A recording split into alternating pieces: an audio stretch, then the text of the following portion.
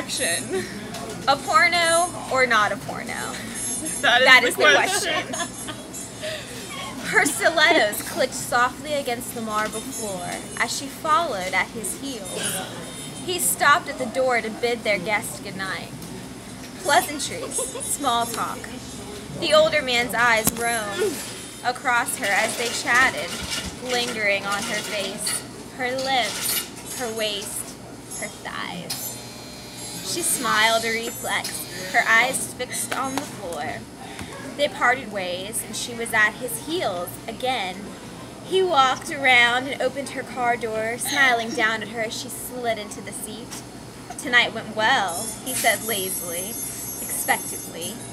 "I'm pretty sure I landed the deal." Her green eyes glowed with admiration.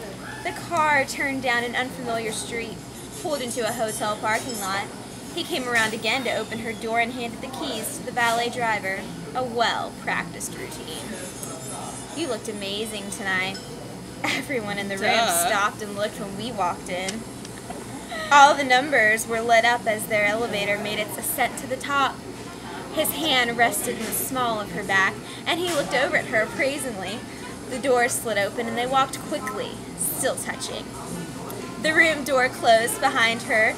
One hand slid across the back of her neck, unhooking the collar that adorned it. The other grasped her hair and pulled it from its updo. He spun her around to face him. Her black dress hit the floor. He pushed her down onto his bed, the starched comforter crinkling unfamiliarly beneath her body. Her eyes were hungry now. She smiled a reflex, her eyes fixed on the floor. It's a porno. Definitely a porno.